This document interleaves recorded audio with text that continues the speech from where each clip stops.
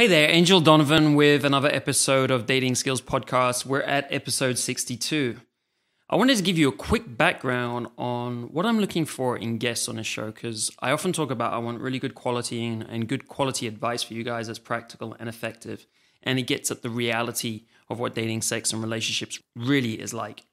Now, so that means that the three places I look for insights and I'm looking for guests are, number one, it's people with a depth of experience. Now, think years of practice and life experience in one specific area. That's the ideal I'm looking for there.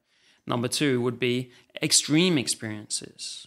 So that tells us what is possible. When someone has an extreme experience or extreme lifestyle, that tells us there's something there's something a bit different going on in the world that I didn't think was possible, but there are some people living like this. A good example of that would be Landon Fox, the male stripper we had on a few episodes back, right? He's got a pretty extreme lifestyle, and it shows you some pretty hair-raising adventures he's had, which shows you what's possible. Maybe not for everyone, but it shows you what's possible. And the third one is what is proven scientifically. So here I'm talking about academics and peer-reviewed published research. We're talking about people who've studied this area and they've done research on it and they've participated in research to actually prove with controlled studies what happens in dating, sex, and relationship scenarios and with our sexuality. So today we're going back to that third one. We're going to the academic world to find out how science is currently looking at sex and sexuality. Specifically, today we get the latest perspective from neuroscience. That's basically the brain. We're looking into the brain and its role in attraction and our sexual preferences and behaviors. So how it helps make decisions, how our brain makes its decisions around these areas. Today's guest is Andrea Kuszewski. She's a cognitive scientist, behavior therapist, and research psychologist. She has written for Scientific American, Discover Magazine, Wired UK, and has a popular neuroscience blog called The Rogue Neuron on Science 2.0. Many of the articles that she's written have looked at the neuroscience of sex and sexuality, which is one of her main interests. So she has a lot to say on this topic. Now, some of today's interview is going to get a little technical as we get into neurotransmitters and brain structure and other things, but it's well worth the effort to get through it as it really offers an interesting and scientifically valid framework on how we look at dating and relationships and how we make decisions that are related to these areas.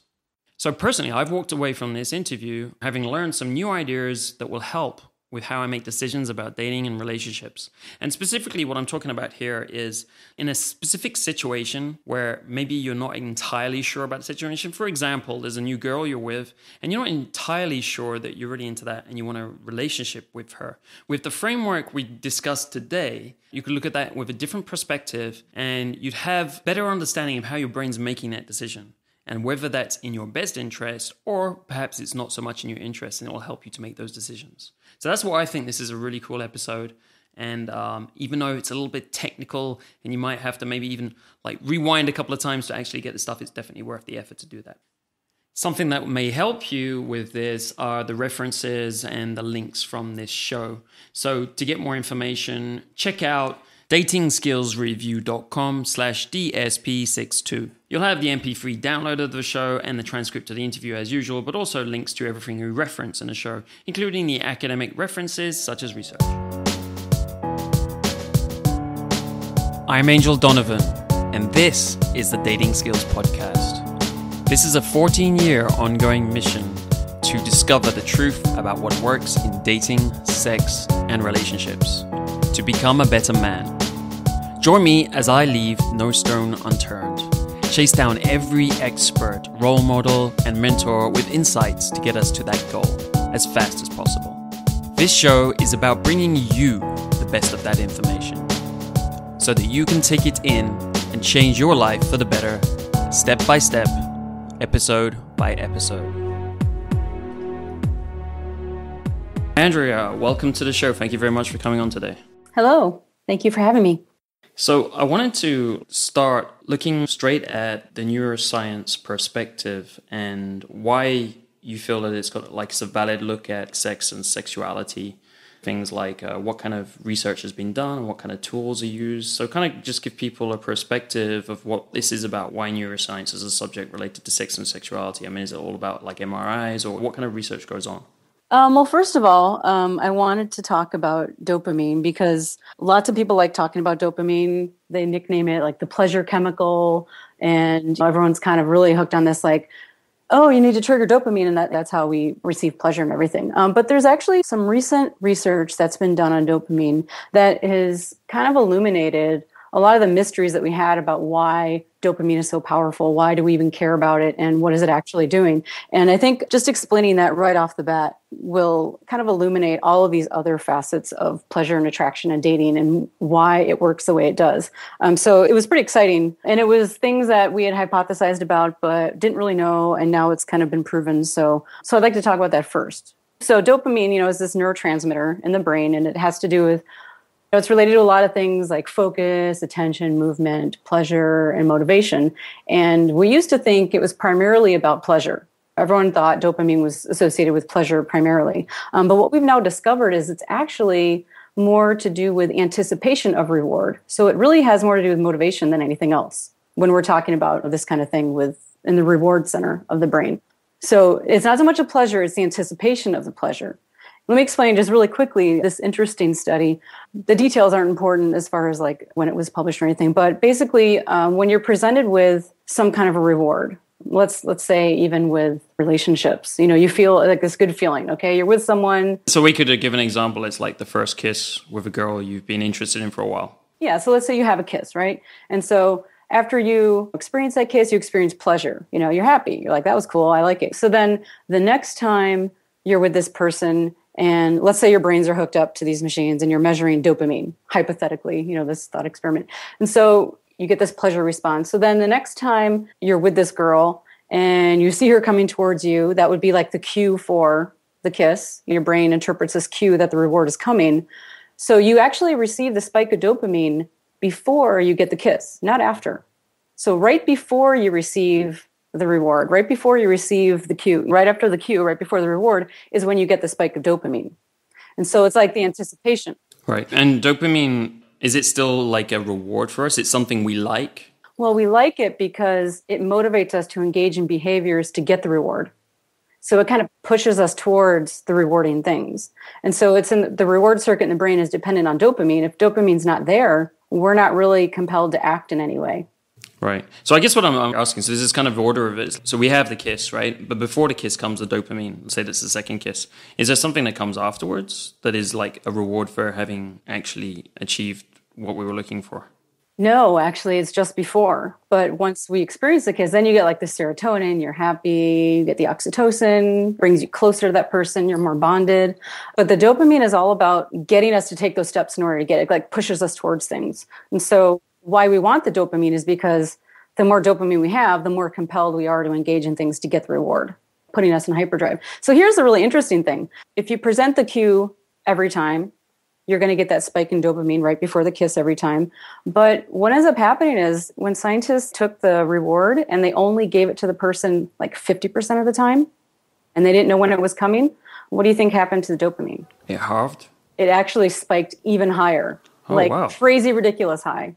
So when you introduce that element of mystery, when you know the reward could come, but we don't know exactly when, but we know we really like it, once you introduce that element of mystery, we are even more motivated to engage in that behavior, which sounds kind of counterintuitive, right? When I first started working as a therapist, we learned these schedules of reinforcement.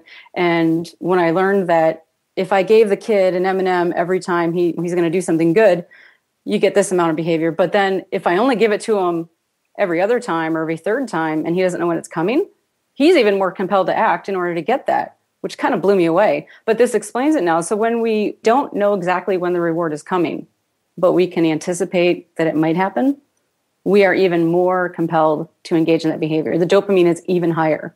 So this is why things like people in Vegas that have designed the gambling, they're like masters at building that anticipation. You think like this next time it could happen, but maybe not, but it could, but we don't know. We are even more addicted to behaving in that way in order to get the reward than if we know that every time we push a lever, we're going to get some money out. Right.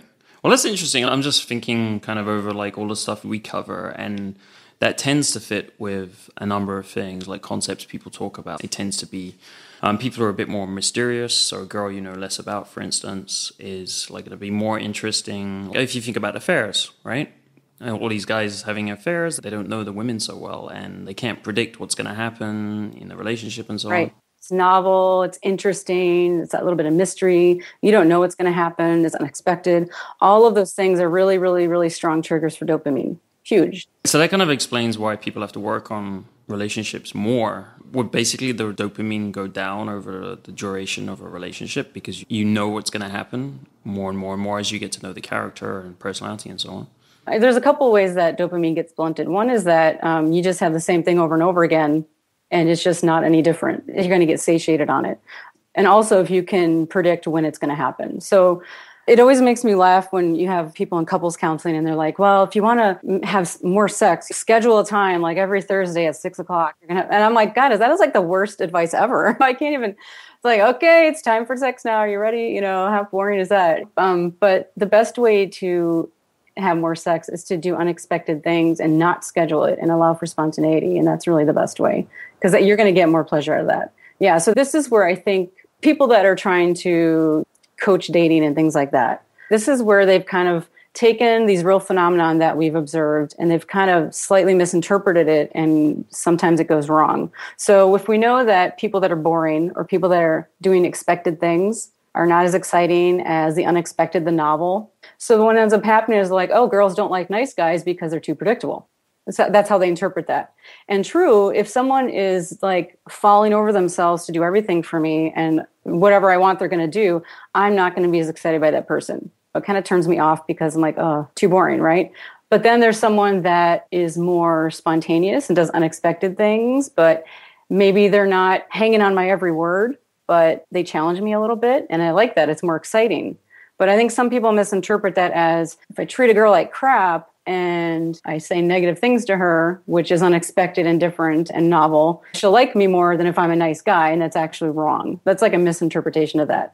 So you can be unexpected and surprising and novel and clever and funny. Those are all good things. And you can still be nice. And you can still be nice. Yes. Which is pretty cool. Yes. So yes. Is dopamine the only thing that motivates our behaviors? So for example, is a girl only going to be attracted based on dopamine, or is it a lot more complicated than that? And a guy's only going to be interested in a girl based on dopamine? Or do you think there's other things that play a role in the realm of neuroscience?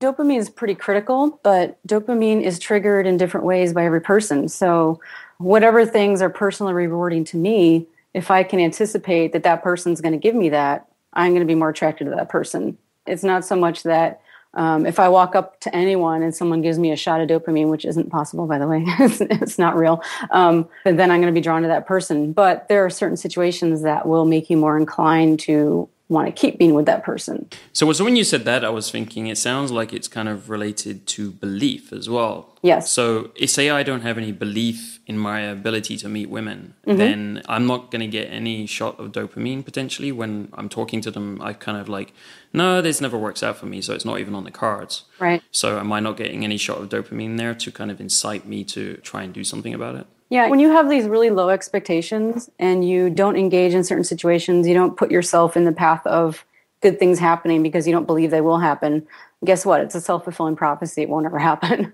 You have to believe that you have the ability to do these things and attract certain women, but don't misapply that and say, I'm going to be an overconfident douchebag to girls because if I just believe it, it'll happen. You have to be realistic and pay attention to how people are responding to you, but know that there is someone out there for everybody.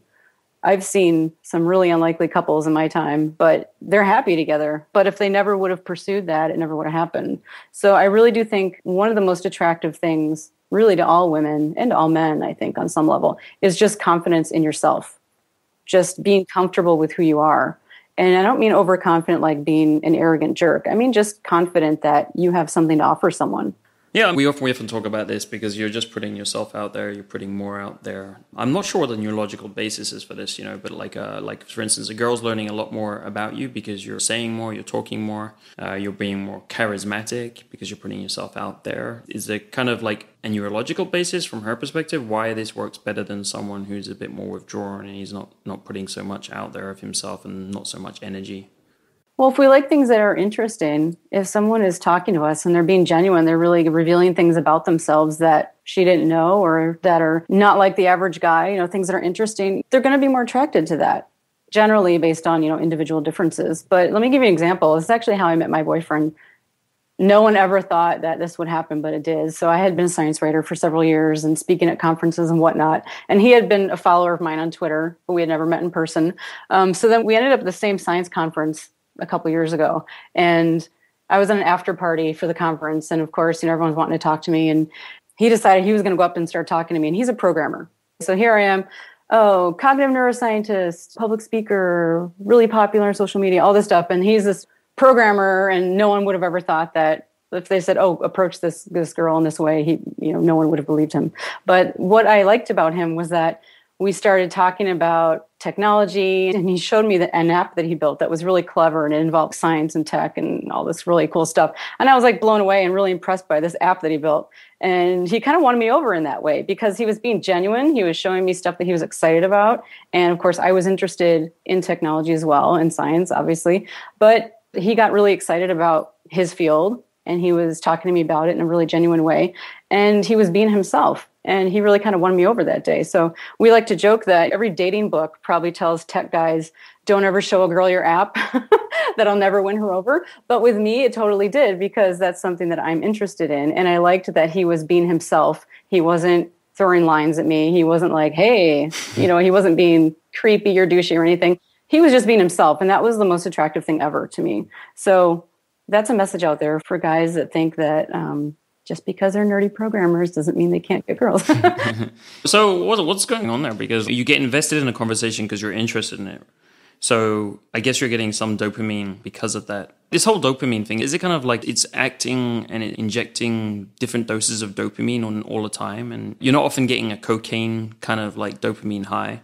Unless it's like a really extreme situation, I guess. But a lot of the time it's kind of like bubbling up and down. And this is what's motivating us all the time. So, for instance, in this situation, you say like the IT guy, he came across well to you because it was a subject you were interested in. So are you getting kind of like a little bit of a dopamine like rush when he brings up this interesting app, right? And he's talking about it and it sounds cool and everything. That gets you more invested in the conversation. And you get to know him and it kind of like flows onwards. What I'm trying to get at is, why is it that we stick in that conversation afterwards and with that person? Are we getting some kind of, I understand that oxytocin is kind of like a bonding. So if we're having more conversation with someone. There's a few things, but first with the oxytocin, the longer you interface with something or someone, the more bonded you will be to them. And that's just a fact. And this is why, like after you have sex with someone, you're more likely to feel bonded to them. Even if you don't really like them that much, you still feel compelled to be with them. So Helen Fisher's she's a biological anthropologist, and she said, and she gave this lecture, and she's like, be careful. If you don't want to fall in love with someone, don't have sex with them, because it just might happen, and it's true, so you have a one-night stand, you're like, oh, I'm not going to be attracted to this person, I'm just going to sleep with them. And then you find yourself like wanting to be with them more. Well, that's a side effect that could happen. Like out there, like in my experience is that sleeping with someone does make a huge difference. And I don't know if you know anything about it, but sleeping without a condom would make a bigger difference potentially, because I've heard people talk about that as well, kind of like, I don't know, more chemical transfer. So it'd be interesting to get your perspective, because I kind of see like not using a condom. First of all, it's risky because of the STDs, but second of all, it's risky if you're not interested in a really strong bond, like which hasn't been thought through properly. I don't know if there's any biological basis for that at all. It's just an idea. Well, that's actually what I was going to say, is that when you think about, let's look at the psychology of that, not even just the neurochemistry, just the psychology. So if we know that dopamine is triggered by mystery and uncertainty and things like that, and now you're having sex without a condom, what are you entering into that picture? It's kind of dangerous, a little bit risky. You could get pregnant, maybe. Maybe he has an STD, maybe not. That's probably not in your mind, but it's a risky behavior. And when you engage in risky behaviors, and if you're the kind of person that enjoys risky things more. So that's another point, is that individual differences. Some people are bigger dopamine junkies, some people aren't. But if you're the kind of person, you're kind of more of a thrill seeker, that kind of thing. If you're engaging in risky sex, bam, that's way more exciting than the security of a condom or something like that. And I think that really plays into, it's not so much like, oh, it feels better without a condom. Yeah, sure. Okay. That's probably factors in. But the real thing is that it's more of a risky behavior and you don't even realize that that's why you like it, but it is. Uh-huh. So, I mean, there's a lot of guys who seem to be kind of like, basically they're addicted to the no condom thing, even if they're having one night stands a lot, right? And I've always been kind of like, wow, that's very rational, right? So I've always been curious about what would be the basis for it. And it sounds like it's an addiction to dopamine from the risky behavior, which like you do it a few times, you really like that. You don't realize it's because it's a little bit risky or whatever.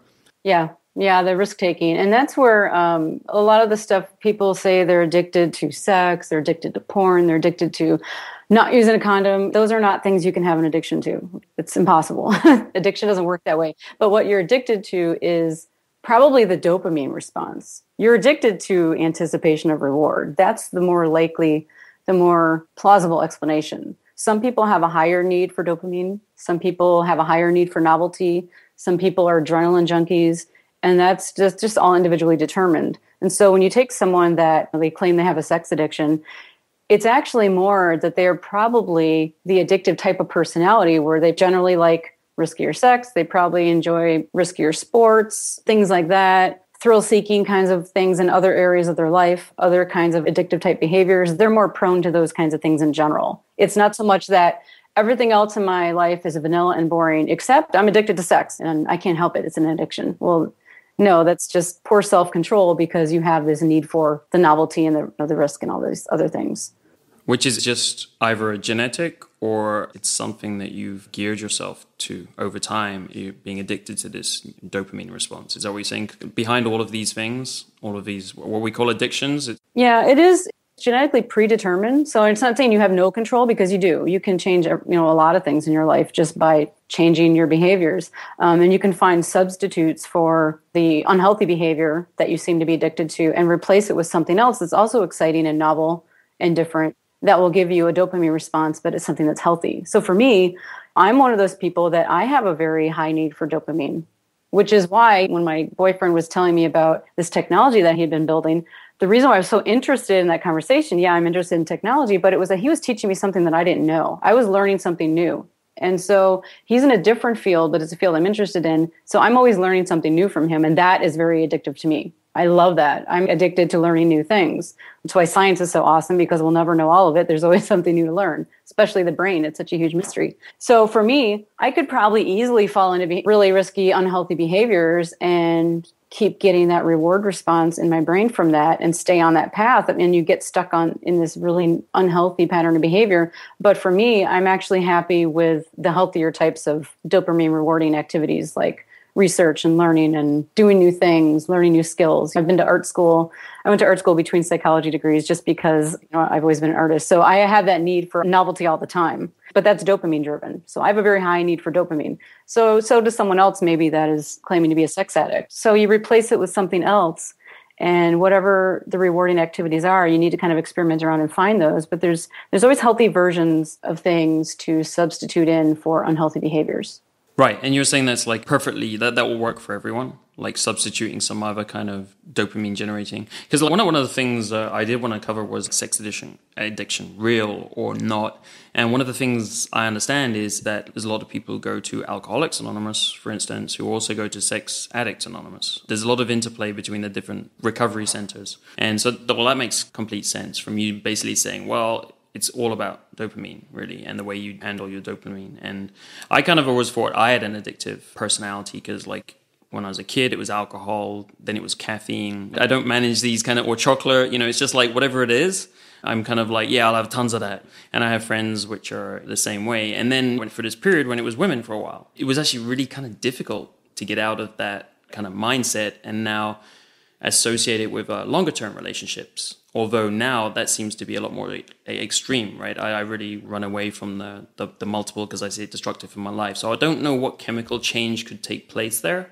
But now basically that I'm driven away from that type of behavior because I see it as negative. So what have I done with chemically? Obviously, like now I have, for long-term relationships, I have a bigger like dopamine spike. Somehow I've managed to replace that Or is there some kind of negative chemical that I've associated with some other experiences that I no longer have issues with addiction with? Well, what happens with the dopamine, let's think of how I can explain this. This is a question that comes up a lot, especially like pornography, porn addiction. I actually just gave a talk only on porn addiction. Like that was the topic of the talk. And we had this big debate about, is it real? Is it an actual addiction? What is it? And it's not an actual addiction. Cocaine is a drug. Porn is not a drug. No matter how you feel about cocaine, like it or not, if someone walks up to you and injects you by force, you're going to have that response in your brain. Your brain is going to have the chemical response to cocaine.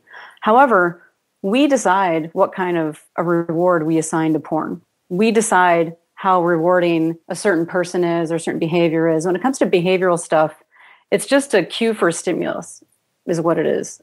And we assign value to that. So we can be watching porn and we get this big dopamine spike, or we could be turned off from it. Let's say someone tells you, oh, that porn you just watched, that was a child that was forced into sex trade at age 6, and that's what you're watching. Well, now suddenly you're not attracted to that anymore. Now you have this big turn off response to the same exact stimulus. So what is that telling me? You're assigning value to that. So that's not actually a drug. But what happens with dopamine? So when you're playing dopamine on sex and you're kind of interplaying these different things. So for one thing, you have the novelty. So you have one stimulus and you get turned on by it. And then the next time, you get a spike of dopamine, you watch it, and then, pleasure. But over time, you get satiated. So the dopamine response gets blunted over time. So what do you have to do to get that up? Well, then you have to bump up the novelty. Okay, so now you got to try something different. And you keep bumping it up, bumping it up, bumping it up, because you're trying to get the same dopamine response from the same stimulus, and it's not going to happen. So you have to keep getting more and more and more crazy and novel and unexpected, and pretty soon, and you do it more and more often because you're trying to get this high dopamine response. But now we know that if you get the same reward every single time, it's not as exciting as getting it only sometimes. So the thing with pornography is that you've kind of taken out that element of uncertainty. You've just removed that altogether. So now you've just cheated yourself out of this really high dopamine spike that you would get with natural relationships, because you're not dating a robot where you say it's time for sex, you push a button and she does everything you want. There is that human element of she has control somewhat, and it may or may not happen. It may not happen in the way you want or the way you expect, but we like that. That's what we like about human relationships. So with pornography, it's the same exact, you're going to get it when you get it, and it is predictable. So the only way you can bump up the dopamine is by really dialing up the novelty. Yeah, this is interesting. We had, I don't know if you know a guy called Gary Wilson who did a TEDx expose on the whole internet porn. He has a website that helps people to recover. Yeah, I've watched that. Yeah. So we had him on the podcast a while back, and basically a couple of his assumptions were he's in addiction and he's got this whole kind of recovery process for people. And the two things he was saying is high-speed internet porn, the video stimulates your brain, which is the problem, not the masturbation. That fits with what you're saying. It's linked to dopamine is the brain. And he also says a couple of other things. I don't know what you'd think about these. Is he thinks it impacts your behavior. If you get into this process where you're using porn and you're using the video stimulation, which if you think about it, the video stimulation it's always different women. So in one aspect, it's novelty. And as I understand it, there's also nearly always a progression.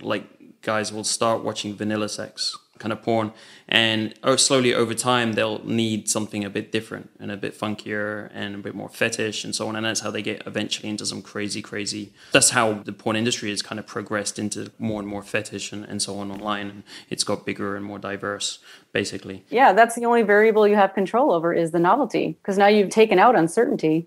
Now that's not giving you more dopamine, which it does in real life. So the only thing you have to control, the only variable, is the novelty. So yeah, you have to keep ramping it up even more than you would maybe in real life, because you have to in order to get that response. A couple of other things he said is it increases your promiscuity and it reduces your use of condoms. Have you got any perspective on that? I don't know direct evidence of that, so I can't say, yes, it does it by this percentage, but it would make sense to me that would be a result, because you are trying to get that same exciting kind of behavior or that response from behavior going on. So engaging in riskier sex is more exciting. Engaging in, more kinky sex is more exciting. Different people. So the other thing that porn does, so you have the dopamine response, but then also you start thinking this becomes normalized to you. You start thinking that this crazy, kinky, really wild fetish sex is normal. That becomes your normal. So then you go into a situation with an actual girl, a real live girl, and she's not doing circus acts and doing all kinds of stuff to turn you on. And now you're like, oh, that's not as exciting.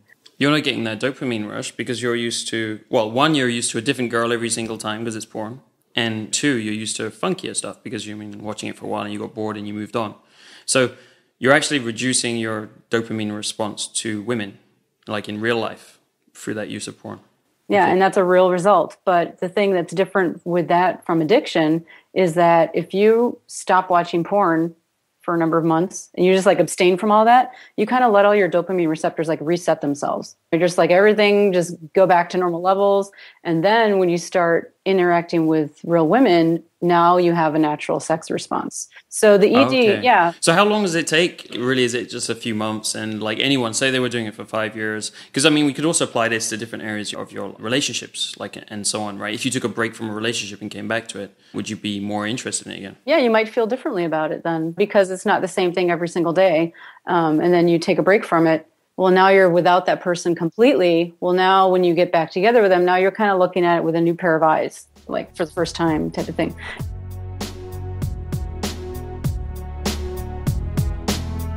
If you haven't already, please subscribe to this podcast on iTunes. The iTunes rank of the show is critical for getting the best guests onto the show.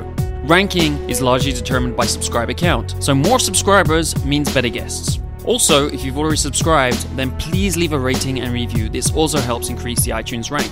Help me make this podcast the best resource possible for you. To subscribe or rate with one click, go to datingskillsreview.com/iTunes. This could also, I was just thinking, explain like how some people say you're in a relationship for a while and then you finish with that. Maybe it's you finish with it because it's not working for you anymore.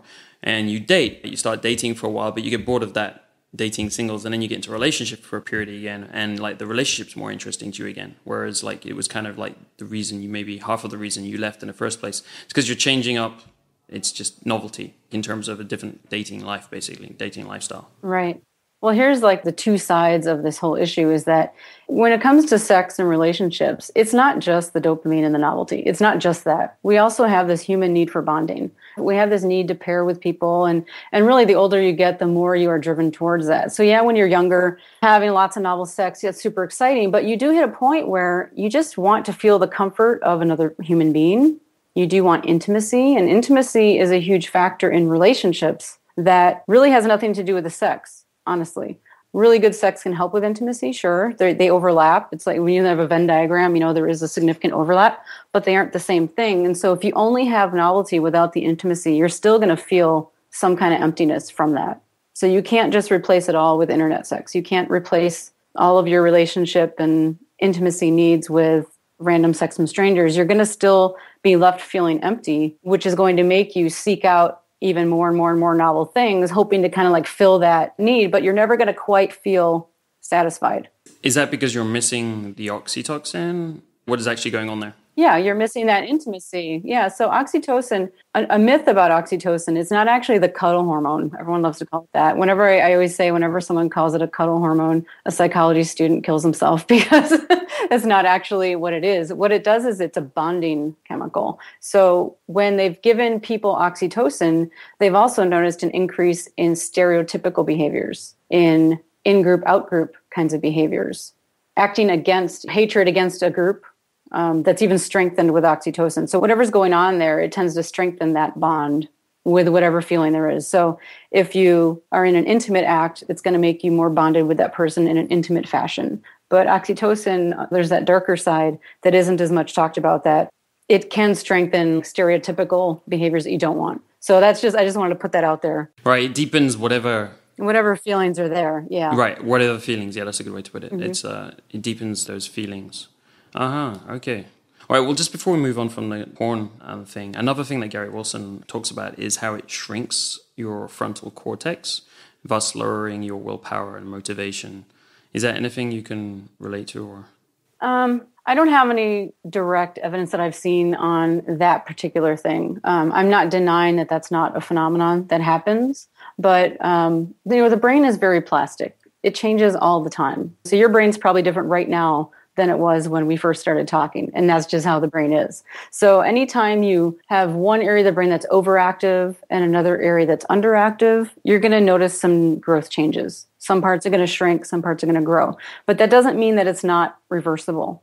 It just means that whatever behavior you've been engaging in, this is now how your brain is, but that doesn't mean that it won't change back once you engage in different activity. So the fact that the frontal cortex shrinks, maybe because you're not spending a lot of time, if you're spending all your time looking at porn, you're probably not reading physics and you're not reading other kinds of scientific information, things that would grow your frontal cortex. You're not engaging in those. So whenever you don't use a part of your brain, it's probably going to shrink a little bit. You're going to notice a loss in gray matter. But that doesn't mean that once you start abstaining from porn and you start engaging in other activities that are more intellectually stimulating, that wouldn't come back to normal. Right. Oh, great. So another aspect of porn is masturbation, and there can often be negative feelings associated with that, guilt and so on. And depending on what type of porn, I guess your guilt could get accentuated. Like the more weird the type of porn gets, you could be feeling more guilt and negative emotions around that. In terms of the neurology of it, is the impact of porn on your sexual life going to be much lower if you feel good about it? If you're okay with using porn, if you're okay with masturbation, you have no guilt, you're really very open-minded and you consider it a normal behavior, then is that going to be better for you than if you kind of looking at it negatively? This is something bad in my life. It's something I feel guilty about and I shouldn't be doing. Yeah, absolutely. Everyone has different preferences for what they like and what they need. And pornography in and of itself is not a bad thing. I want to make that clear. I don't want to come across as anti-porn. Actually, one of my good friends has a porn startup here in San Francisco. So I'm not anti-porn. The use of porn is causing other problems in your life. If you're feeling guilt and shame and you're depressed and you have ED and you don't have any fulfilling relationships, you're pushing away your spouse, whatever, well, then it's problematic. But a lot of couples look at porn together, or they look at it separately and they're both okay with that. Maybe it gives you new ideas on things you can try with your partner, or it just makes you feel more sexually alive. And those are all good things. But when it starts becoming problematic to the point where other places in your life are suffering because of that, well, then it's a problem. So porn in and of itself is not bad. Right. I've also I've read one of your articles, and you've argued that virtual reality sex could be better than real sex. As I understand it, you see it basically, sex and orgasms, most of the kick we get out of it is in the mind, rather than the physical touch, and you call it tactile aspect of it. It's really mostly in the mind. Could you talk a bit more about that? Is it because it's just linked to these chemicals and that really is all it is about? And is it kind of 80% of the sexual experience is going to be based on our perspective, the way we're looking at the sexual act? So you were talking about if we see it as more risky, for instance. So in a way, we can really influence the experience and what we get out of it by the way we're thinking about it. So what we're reading, the little inputs we choose to take in really affects the quality of our sexual life, basically. Yeah, absolutely. So the mind is really critical to sexual pleasure. If it was just about stimulation and you just had a little button where you push a button in your brain and you experience an orgasm, well, that wouldn't be much fun after a while. That's, the physiological response, who cares? But what we really enjoy is that anticipation. The dopamine is what really motivates us. So how we perceive things and our expectations of things has a really profound impact on our ability to feel pleasure. So if we are visualizing things, if we have really great fantasies, you're building up that dopamine. That's why fantasies are so powerful, is that we can draw it out as long as we want and as unique as we want, and just draw out that dopamine, just draw out that anticipation forever. That's why erotic images are so powerful versus just medical naked images. Well, is it just about looking at someone naked, or is it about the anticipation of something that's going to happen, but we don't quite know what? It's a story that's not quite finished. And then we just have to know how it ends. We're just drawn to that because we don't know. There's that little bit of mystery. Even in classical paintings of reclining nude, when the female was completely nude, yes, it was erotic, but when she had on just she was completely nude, but a pair of heels or just a pearl necklace or something like that, that was seen as highly more erotic than the completely nude female, just because there's that little bit of the story's not quite done. Just that little bit of anticipation of that has to come off or should come off, or why isn't it off yet? That kind of thing. It's highly more enticing than just the plain nude female. And so that's really kind of all in our mind. It's our expectations of that. Which I guess explains all the things like kinky costumes and like lingerie and all of these kind of things, which they're basically more complicated, more stimulating. There's more to them. In terms of an orgasm, what does that look like? Because if you think about coming again from this perspective that it's mostly the mind that causes our sexuality and orgasm, and then of course like people have wet dreams, right? Both men and women can have a wet dream, which has nothing to do with any type of physical stimulation. It's all in the head. So what does neuroscience, when we look at the orgasm through the neuroscience lens, what's going on there? Well, from a physiological perspective, you do feel pleasure from the orgasm, and the serotonin and oxytocin, and then the dopamine is associated with the anticipation of getting that. So the orgasm itself is pleasurable, but it's really the anticipation of the orgasm. So as far as like an evolutionary perspective, you would want to anticipate engaging in that because it makes you want to have sex in order to procreate or whatnot, just for the purely biological perspective. But, obviously we engage in sex not just to procreate, but because we like it. As far as the orgasm itself, yes, it's pleasurable, but for a lot of people, the leading up to the orgasm is actually the most pleasurable part. However, we associate the end result with the entire pleasure response. But you've had good and bad sex, right? So you've probably had sex where it was not that great, but you still had an orgasm. And you've probably had sex where it was just absolutely fantastic, and yes, you had an orgasm too. Are those both equal because you had an orgasm in both situations? Or do you rate one of them as a lot more pleasurable than the other? Qualitatively, like both men and women have longer orgasms, and in terms of women, they can have multiple orgasms, right? That's a lot more. Mm-hmm. Men can do it with like some kind of hacks, but as physiologically, like you basically have to hack it. You can't just do that. But qualitatively, and I know you've talked about the prolonged neurological orgasm. I'm wondering if that is that a longer orgasm? Because I know, like, based on my experience, depending on the mindset, the relationship, for example, when you're in an intimate relationship, which is going very well, and you've got a very, deep intimacy, you can have a different type of sex, which, like, I'll have a much longer orgasm than, like, say, if I had a one-night stand, a few years back, and, like, I didn't really know the girl that well and stuff. I'm not likely to have that prolonged, like, kind of like a minute or whatever it feels like of orgasm, right? Because it's a completely different kind of physical response. I mean, that's the way it feels, as well as the mind response to it. So I know you've talked a bit about the prolonged neurological orgasm a bit. Could you talk a little bit about like the mechanism behind that too? Is there other ways to improve the quality, like the length and the quality of orgasms for both men and women?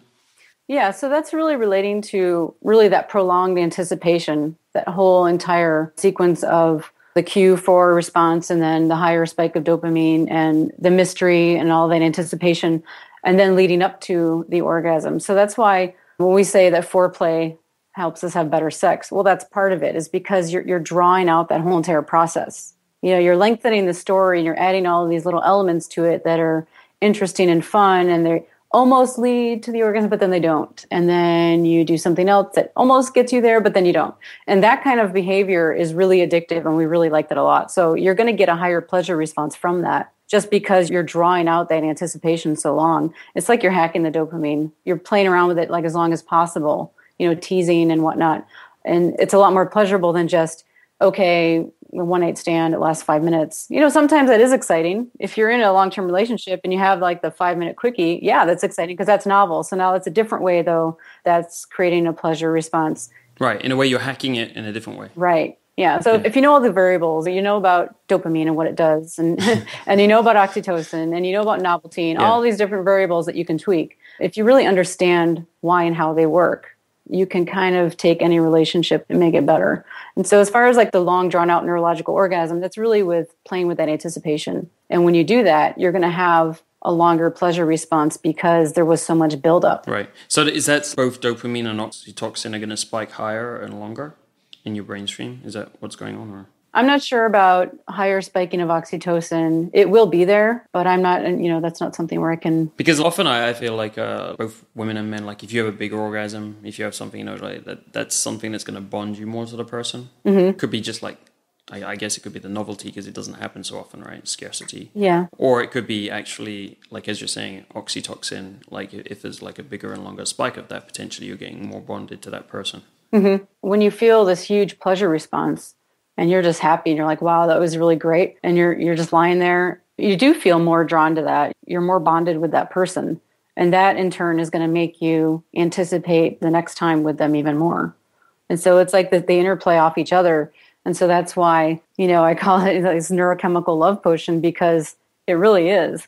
And it could be dangerous because you could end up getting in a relationship with someone that's not good for you. But because it is so exciting and you end up getting so attracted to them and attached to them that it's kind of hard to quit, because you get addicted to that feeling of just everything is awesome whenever you're with them. And so is this different from a male and a female perspective? So often we have this, I guess, stereotype that women are going to be more interested in having a relationship with someone, especially after sex. I know definitely in the dating industry that's something that's said a lot. If you sleep with a girl, she's far more likely to have a relationship with you. Yeah. From your perspective, what are the differences, or if are there any, between men and women and these kind of motivations? Yeah, so people like to point out the differences between males and females and the way that their brains respond to different things. And yes, male and female brains are different. They're not the same. But I don't think that's as critical when we're talking about sex and dating and things like that. It's not as critical as people like to think. We like to say, oh, men and women are different. That's why, men are from Mars, women are from Venus. That's why these things don't work. Right. But really, it's when we draw those kinds of conclusions and we use those as our fallback, it's not really helping us. So yes, male brains are more responsive to visual images. Females are more responsive to smells, for example. Females are more sensitive to smells than men. That's just a biological fact. There's probably some kind of evolutionary reason for that. Who knows? But it's not really that important when we're talking about dating. And when we're talking about relationships, and upon first meeting a female or a guy meeting a girl meeting a guy, it's more important that you understand about what does that person find interesting? What do they like personally? Because some women, I have friends that are females that prefer a lot of sexual partners. The poly scene in San Francisco here is pretty big. So if someone does have a proclivity to go toward, they want poly relationships, move to San Francisco because there's a plenty and it's very widely accepted. So move here if you're interested in that. But not everyone is, but not every male is interested in that. I know some guys that really want relationships and they just don't get into one night stands. Some females do. So to make those kinds of stereotypical conclusions, I think is wrong. I think it's a bad idea. So you shouldn't just assume that every girl you meet is going to want to get in a long-term relationship with you right away, because what ends up happening is you have these expectations of people. And then you expect everything that they do then is fulfilling that expectation. She said, call me. Oh God, that means she wants to get married next month. That doesn't necessarily mean that. Maybe that means she wants to hang out with you again because she really enjoyed the time with you. So just assuming that you have to be standoffish because a girl is going to want to be in a long-term relationship after having sex, you might actually be missing out on a great opportunity just to get to know someone better, because you're pushing everyone away before they even do anything. It's like you're punishing them for a behavior that you think they're going to do before they even do it, which is kind of unfair. Yeah, so it's a very stereotypical thing, the whole commitment phobic guy. One of the things I saw in one of your articles was conditioning and paired association learning. And I was wondering how that played. And we've been talking about around basically a whole bunch of sexual behaviors, right, and lifestyles. And I was wondering to what extent you can hack your interests in terms of I'm attracted to African women or Asian women or Caucasian women, or one night stand kind of casual sex lifestyle versus deep relationships, or maybe swinging, or whatever it is. To what extent do you think that's learned conditioning, or basically you've kind of anchored your sexuality to that for the time being and it's very malleable, versus it's a more ingrained kind of preference and something that's more fixed for you? Well, here's the thing. It's actually both. So nothing is simple. Everything's complicated. It's kind of very nuanced. So when you're talking about paired associations, that's one of the reasons why fetishes develop and why pornography can get so addictive for some people, because you're pairing, I'm engaging in this activity and I'm experiencing an orgasm and pleasure. And so now whenever I engage in that activity, that's going to be exciting for me. And so there can be good and bad ways that can work. Good ways is you engage in activities that you like and they turn you on, and maybe you can develop healthy fetishes. That's cool. That's totally fine. Or sometimes you can develop a fetish for things that you shouldn't, because they've been paired with sex so many times that now you're inducing that pleasure response from something that you really shouldn't. I don't know, maybe child pornography or something like that.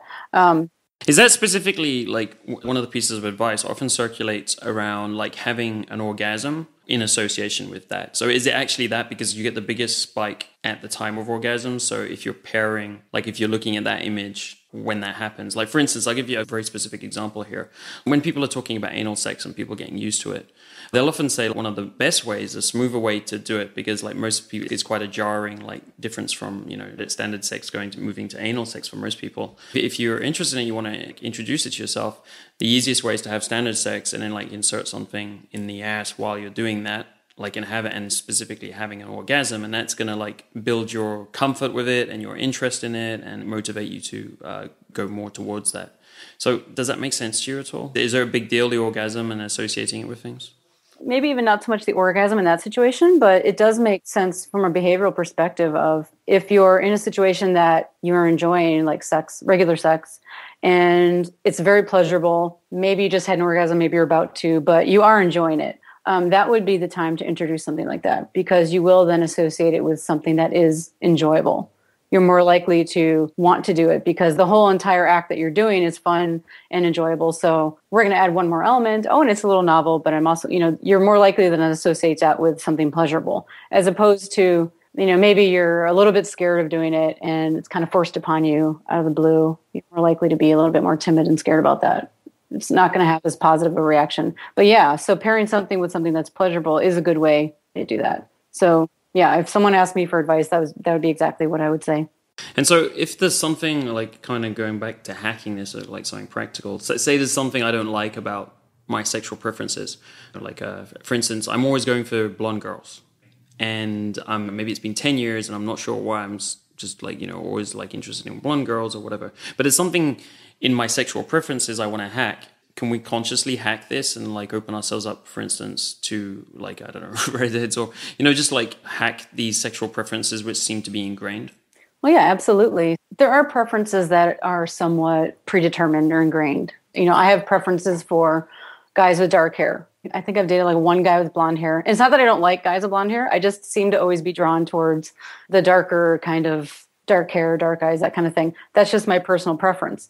But that doesn't mean, but let's say that I decide, okay, I don't want to go for thise guys anymore. Does that mean, it's not that I don't find blonde guys attractive? I do. But then it's like you have to look for the other elements. So if I'm always after guys with dark hair, I'm always drawn to those. There's other things about their personalities that I also enjoy. I don't go after every guy with dark hair. Certain personalities I'm drawn towards. So if you wanted to change, like if you're always dating blondes and you want to start dating, maybe there's girls with red hair that I'm interested in. You need to kind of focus on what are the personality traits or the other body features that you enjoy, and focus on those that are with someone with red hair. Or I am actually redhead. I'm not trying to. Okay. I guess like to give it probably a better example, like I'll give you my situation many years ago. I'd grown up in a bit of a conservative family, if you like, with conservative values. And I felt I'd been a bit socially programmed, and maybe, my genetics were also driving me towards one type. And then one day I met a Japanese girl many years later, but I wasn't attracted to her in any way because she was basically Asian, and it just didn't register. Like, because I wasn't attracted to Asians at all for whatever reason. But I pushed myself to get to know her better, and like one thing led to another, and then that basically opened me up to Asian women in general. And all of a sudden there were lots of attractive Asian women which I would have completely ignored and not noticed before. Afterwards I did that with other areas of that as well, like it was African women, and it was like, all these other aspects of my life which I seem to be closed off to due to either genetics or social programming, I managed to open up, and now I feel like, okay, I see the whole world rather than kind of being blind to it. And it seems like it's been through this process of association, conditioning basically over time, which has like gone over the original programming, which said like all of that stuff isn't interesting to you.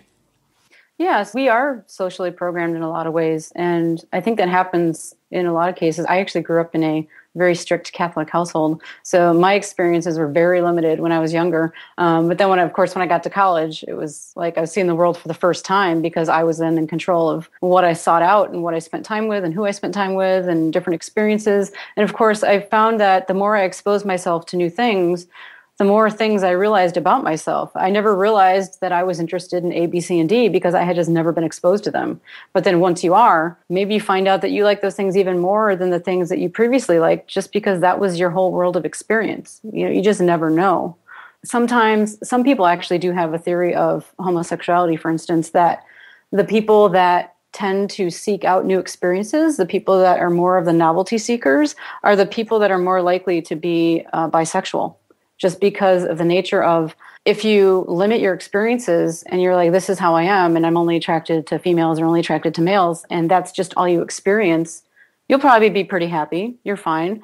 But if you experiment around and try, you find out that being with women and men is way more exciting than you even imagined, just because you've never experienced it. So you just never know. So I would say, so in your example of like the blondes versus other types of women, just even asking a different woman out on a date or getting to know them, you may find out that you're now more attracted to different women because you're experiencing them, whereas you were more kind of mentally closed off from even conceptualizing them in that way. I felt like once I'd had the relationship and I'd had sex with like an Asian girl, that kind of really changed everything. It seemed to like change everything. All of a sudden, I was seeing these things everywhere. So obviously I've experienced it in other areas before. So I felt like it was the pairing explanation fitted that quite well. So thanks for that. Okay, so I understand there's also some mental performance impact that comes from your sexuality. Like one of the studies I was looking at was like if you have more sex, then it helps you to develop your brain better. But it also had, it looked at the types of sex. So casual sex, like one night stand kind of sex, versus an ongoing relationship where you're having, sex every few days with the same person. Have you looked into that at all? Yeah, there was a study several years ago about how having sex makes you smarter. I think I actually wrote a piece about that. And I was wondering, like, well, can virtual sex do the same thing? Because if you're just talking about chemicals and things like that. And so, yeah, what they found was that, so it was mice that engaged in either one-night stands or sex with the same partner, so to speak. And they found that the mice that were having sex with the unique partners actually had more neurogenesis, or the sex that they had sex with more partners, they had more neurogenesis than fewer. And so what it's doing is you're stimulating your brain in all kinds of different ways when you have sex. And it's not just a chemical response. You are actually stimulating neurogenesis. But it's not that just growing new neurons or priming your brain for learning is not going to make you smarter. You actually have to then, once it's primed, engage in the behaviors that are then going to make you smarter, if that makes any sense. Okay. Studying and what have you. Yeah. So when people talk about like taking nootropics and things, because I talk a lot about how to increase your intelligence, which is possible, but taking a pill isn't going to do it. What the pills do is they prime your brain for the most optimal learning state possible. And it's like ready to go. Say now you made it ready to go. You've given it like the best possible tools and equipment and drugs, everything is all ready to go, but you still have to feed it the knowledge. So you still have to engage in the really difficult behaviors of learning new things, and then you will learn them better and you're going to retain more of it. And then your brain in turn will grow more. So things like engaging in sex, making you have greater mental performance, I think it's more of a priming your brain for things. And so you can take advantage of that. So when you talk about like hacking your own mental health in that way, knowing that that kind of thing primes your brain, well, then you set forth to engage in activities that are going to be healthy for your brain because it's all primed and ready to go.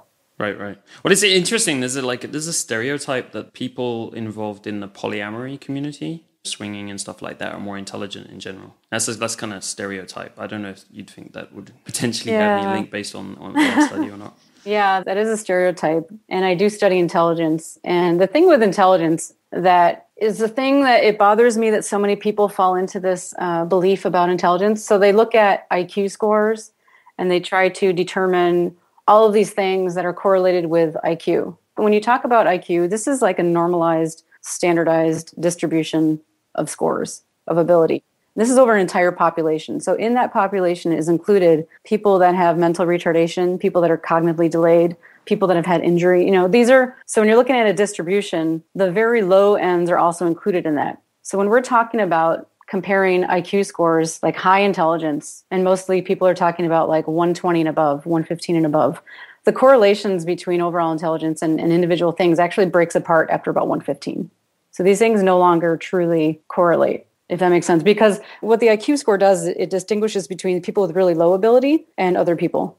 That's what it's really good at defining. So when you're looking at, overall, the people that are engaging in poly relationships are smarter than the average population. Well, people that have severe cognitive delays are probably not engaging in sex with a whole lot of people. So maybe those people wouldn't be included. So you're looking at, it's almost like a self-selected sample. So you're saying it could be biased. I think that's a sampling bias. But also, I mean, not to totally hate on that, because there may be a small effect, because people that are poly are probably more novelty seeking in general, and people that tend to be more novelty seeking also tend to seek out other kinds of behaviors that are novel and good for your brain, like learning new skills, learning music instruments, experiencing art. Yeah. Yes. And that is one of the factors of personality that is correlated with higher intelligence, is that novelty seeking. And so if you think a lot of people that are poly are probably also novelty seeking, well, yes, then I can see how that would correlate. But that doesn't mean that engaging in poly behaviors makes you smarter, if that makes sense. So it's not a flip reversal. I think those people are self-selecting into that group because that's their nature in general. But it's not that you can take someone who has a low IQ, and if you just have sex with a lot of people, you're going to get smarter. That's not really how it works. If that makes sense. Okay. Yeah, no, that was totally, I was like, we shouldn't be telling everyone to run around and have one-night stands everywhere just to get intelligent. Yeah. That's the problem with correlations, is that you notice an effect, like there's a high correlation here, but that doesn't mean it causes it. A lot of it is self-selection into these categories based on other things. So, rounding off, is there anyone besides yourself that you would recommend for advice and insights into this area of life, so dating, sex, and relationships, in the scientific community? Like anyone you've come across, anyone you've read, like their stuff, and you learn stuff from it, or anything like that? Yeah, actually, a really good friend of mine, he's also a cognitive scientist. His name is Scott Barry Kaufman. He co-wrote a book it's called Mating Intelligence. And he covers like evolutionary psychology and biology and all of these things that relate to mating behavior. And it's kind of like the anti-game, if that makes any sense. Okay. So that's the game by Neil Strauss. Yeah. And he was actually on, I forget which talk show he was on, and they kind of posed him as the like anti-game. They had like, here's one way of looking at relationships, and then here's the other.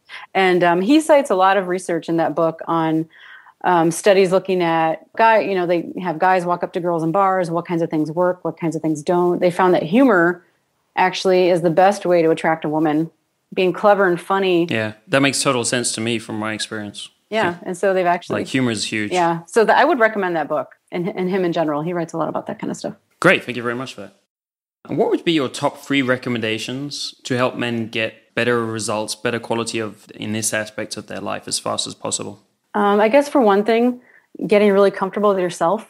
So being really honest about what your strengths are, what your weaknesses are, building up your self-confidence, and then taking that and using that as a way to entice women. So instead of trying to be someone that you're not, instead of trying to put on a persona of someone that you emulate, really kind of being comfortable with yourself and embracing the gifts that you do have and presenting that forward, I think is going to be a lot more effective for people. So I would say that. And also just putting yourself out there more. If you never approach a girl at a party and show her your app, you're never going to know if she'll go out with you. So just not closing yourself off to opportunities because you think you can't succeed. I think that's probably a bad idea. So just even putting yourself out there and making an attempt, because you never know. Yeah, the more tries, the more times it's going to work out, right? Okay, great. Thank you very much, Andrea. It's been great. Thank you for your perspective, from the academic world and the scientific world and everything. It's really good to get this kind of contrast to all the other guests we have on. So thank you very much for your time today. Yeah, thank you. I really appreciate you asking me, and this has been a nice time. Thank you. Yep. Take control of your dating life today. Take one idea or one insight from today's episode and apply it today. Don't wait. Do it today. That's all it takes to change your life, step by step, episode by episode.